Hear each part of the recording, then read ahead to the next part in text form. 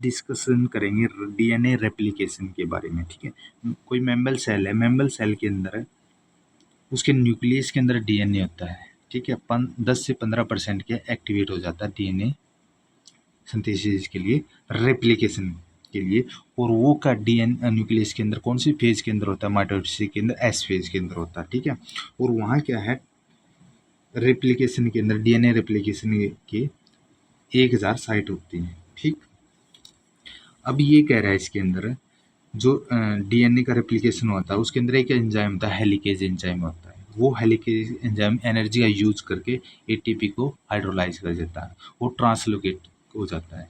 जब ट्रांसलोकेट होता है उसके अंदर दो फॉर्म के अंदर क्या बन जाता है, रेप्लिकेशन फोर्क बन जाते हैं। जब एक रेप्लिकेशन फोर्क बनता है यूनि स्टैंड बोलते हैं, और दो बनते हैं बाई स्टैंड बोलते हैं, बाई डायरेक्शनल स्टैंड बोलते हैं। ठीक है, यूनि डायरेक्शनल स्टैंड और बाई डायरेक्शनल स्टैंड बोलते हैं। जब बाई डायरेक्शनल बोलता है एक स्टैंड को, तो हम क्या बोलते हैं, लीडिंग स्टैंड बोलते हैं, और दूसरे को बोलते हैं लैगिंग स्टैंड बोलते हैं। ठीक है, लैगिंग स्टैंड हमेशा अपोजिट होता है लीडिंग के। ठीक है, लीडिंग स्टैंड क्या 3 से 5 प्राइम होता है। लीडिंग देखो LEA है और 3 के अंदर डबल ई है, तो इसके मतलब है ई 3EE, तो 3 से स्टार्ट होता है, ये याद रखना है। ठीक है, लैगिंग क्या है 5 से 3 है। ये कंटिन्यू होता है, ये डिसकंटिन्यू होता है, और ये इलोंगेटेड होता है, ये शॉर्ट होता है। इसके अंदर प्राइम क्या 1 प्राइम होता है, और इसके अंदर मल्टीपल है, क्योंकि सेगमेंट में होता है ना, छोटे छोटे सेगमेंट में शॉर्ट होता है, तो इसलिए मल्टी प्राइम होता है। ठीक है, इसके अंदर और फ्रैगमेंट में है, तो इसका मतलब क्या है, ओकाजाकी फ्रैगमेंट बोल लेंगे इनको। ठीक है, अब ये कह रहा है लैगिंग स्टैंड के अंदर एक वायरस होता है। जब वायरस होता है, इस वायरस को हम क्या कहते हैं, SV वायरस बोलते हैं। ठीक है, तो ये SV वायरस है, इसका नाम बताऊंगा मैं आगे। इसका SV वायरस के अंदर, म्यूटेज के अंदर ये क्या है, जो प्राइम के अंदर ये गैप है ना, ये छोटे छोटे इनके अंदर फिगमेंट के अंदर है। ठीक है, तो इस प्राइम को हम गैप को फिल करने के लिए हमने प्राइम को हटाना पड़ेगा, और प्राइम को हटाने के लिए राइबोन्यूक्लियेज, एक्सोन्यूक्लियेज, ठीक है, इस एंजाइम की हेल्प से इसको प्राइम को रिमूव कर दिया जाता है। रिमूव करने के बाद क्या होता है, ये गैप के अंदर फिल हो जाता है। ठीक है, और ये किसकी उससे होता है, डीएनए पॉलीमरेज की से, जो पोल डेल्टा और अपसाइन होता है। ठीक है, तो ये आज का मेन था। ठीक है, अब मैं थोड़ा और इसके बारे में थोड़ा डिटेल में और बता देता हूँ। ठीक है, पढ़ के। ठीक है, मोटा मोटा तो मैंने बता दिया है। ये क्या है, higher under organisation of DNA replication in nucleus. पहली बात तो मैंने एस टर्म में बताया है, impression with DNA replication more less synchronously होता है। ठीक है, दूसरा क्या कह रहा है इसके अंदर, at any given time during the S phase only 10 से 15% होता है, किसके अंदर, of the replicon active in synthesise DNA के अंदर। ठीक है, some replicon early in this और लेट, यानी कि पहले तो जो रेप्लिकेशन होता है एस फेज के अंदर या तो पहले हो जाता है या थोड़ा लेट होता है। Pattern of replication of the not random, random नहीं होता। ठीक है, some segment are DNA consistently replicate early in the S phase के अंदर, वही बात बताई है, and some other is constantly replication of late of S phase के अंदर। ठीक है, मैंने ये भी बताया था अप टू 1000 साइट बनती है इस रेप्लिकन, इसका रेप्लिकेशन फोगी बोलते हैं इसको, foci, replication foci, FOCI foci बोलते हैं। जो 1000 जो साइट बनती है उसको रेप्लिकेशन फोसी बोलते हैं। और एक्टिव एट एनी टाइम, किसी टाइम पे एक्टिव हो जाते हैं ड्यूरिंग द एस फेज के अंदर इन मेम्बल सेल ऑफ न्यूक्लियस के अंदर। ठीक है, और क्या करें ऐसे, each given that each of these replication of Fauji is active for only about 30 minute से लेकर आउट ऑफ द 8 से 10 घंटे में ये एक्टिव हो जाती है इन एस फेज के अंदर। ठीक है, इस सेल वेल फोजी दीज रफली 60,000 ओरिजन इन दी मेम्बल। ठीक है, यही बात। अब मैं duplex unwinding at replication fork. ठीक है, initially opening the duplex allow to the estimate in this replication fork essence of these process in the loading of the DNA helicase, यानी वो मैंने बताया था DNA helicase on one or both of the exposed single strand. जब single strand बनता है, the DNA helicase are the enzyme utilise the energy. जो helicase enzyme क्या है, यूटिलाइज करते हैं एनर्जी को, and of energy a ATP of a energy a ATP hydrolyse to translate the unidirectional, translate करता है unidirection along the DNA strand के अंदर, मेल्टिंग द डुप्लेक्स. ठीक है, at some origin helicase are an loaded into the both strand DNA, both DNA stand, resulting the estimate in this two active replication fork. दो active बना दी, इसमें main है leakage है था. ठीक है, वो एटीपी हाइड्रोलाइज तोड़ देगा, तोड़ने के बाद मैंने वही बताया था उसके अंदर या तो एक बनेगा या दो बनेंगे हेलिकेज फोर्क. जब दो बन गए उसको तो बाई डायरेक्शन और तो वन बन गया तो यूनि डायरेक्शनल होता है. मेन पॉइंट यही है बस ट्रांसलेशन के बाद. ठीक है, ठीक है. On the other hand, only a single fork is estimated unidirectional DNA replication बोलते हैं. ठीक है, और जब डबल बन गया, डबल रिप्लिकेशन फोक बन गया तो बाई डायरेक्शनल बोल गया, और सिंगल बन गया यूनिडायरेक्शनल रिप्लिकेशन बोल गया. ठीक है, most important given the helicase is active it is it's polarity of the translation and some helicages track along the 3 से 5 प्राइम.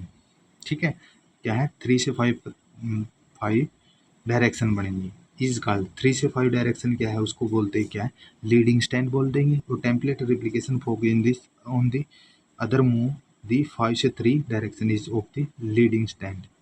ठीक है, वही बात है ना, मैं 3 बताता है 3, वही है मेन 3 का 3 से 5 बनेगा, और उसका अपोजिट क्या 5 से 3 लेगिंग स्टैंड बढ़ेगा. मैंने सीधा डायरेक्ट ये बताया. ठीक है, और इसके अंदर कुछ नहीं है. ठीक है, अब मैं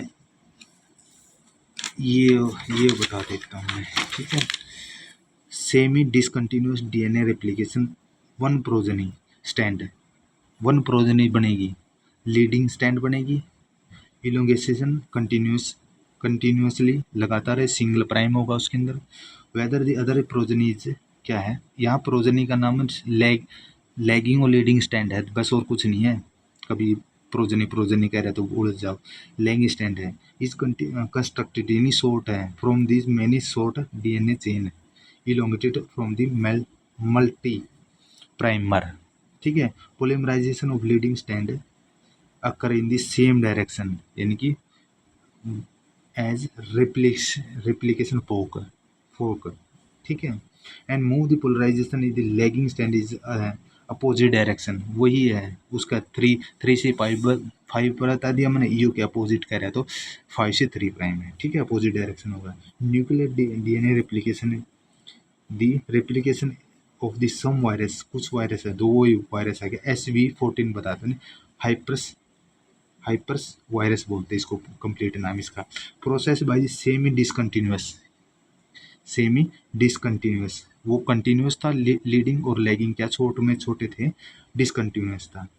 mechanism in the semi discontinuous DNA synthesis and complete of the lagging standard require to repairing system, यानी रिपेयर कर देता मैं.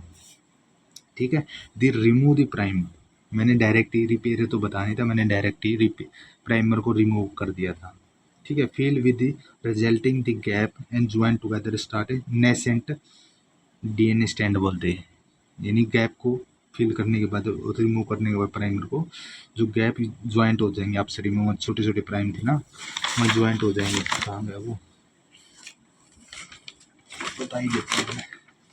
ये छोटे छोटे ये ज्वाइंट हो जाएंगे. ठीक है, ज्वाइंट होने के बाद ये सारे आपस में एक मिल जाएगा, तो इसको बोलते हैं शॉर्ट नेसेंट डीएनए स्टैंड. ठीक है, ये बात कर रहा है इसके अंदर. और नेक्स्ट इसके अंदर और क्या है, ये हो गया ना. हाँ, मैं ये शॉर्ट फॉर्म है, semi discontinuous DNA replication one progeny stand. देखो, एक वन प्रोजेनी तो ये थी और अदर प्रोजेनी ये थी. अदर प्रोजेनी को लैगिंग स्टैंड बोलते हैं और इसको लीडिंग स्टैंड बोलते हैं. ये लीडिंग मैंने 3 से 5 डायरेक्शन होता है, ये क्या है ए है तो इसका मतलब 5 से 3 डायरेक्शन होता है, ठीक है। ठीक है, ये इलोंगेटेड कंटिन्यूस होता है, ये डिसकंटिन्यूस होता है, और कंस्ट्रक्टेड होता है, शॉर्ट होता है, ठीक है। इसमें सिंगल होता है, इसके अंदर मल्टी प्राइम होते हैं, इसके अंदर सिंगल प्राइम होते हैं। और ये polarization of leading stand some direction of the replication of poke momentum same direction के अंदर होता है। ये क्या है, इसके तरफ ओकाजाकी फ्रेगमेंट के छोटे छोटे बनाए थे। पोलराइजेशन इज अपोजिट डायरेक्शन में होता है, वही है। ये 3 से 5 होती है, इसका मतलब है ये 5 से 3 है, अपोजिट डायरेक्शन के अंदर है, ये वो होते हैं।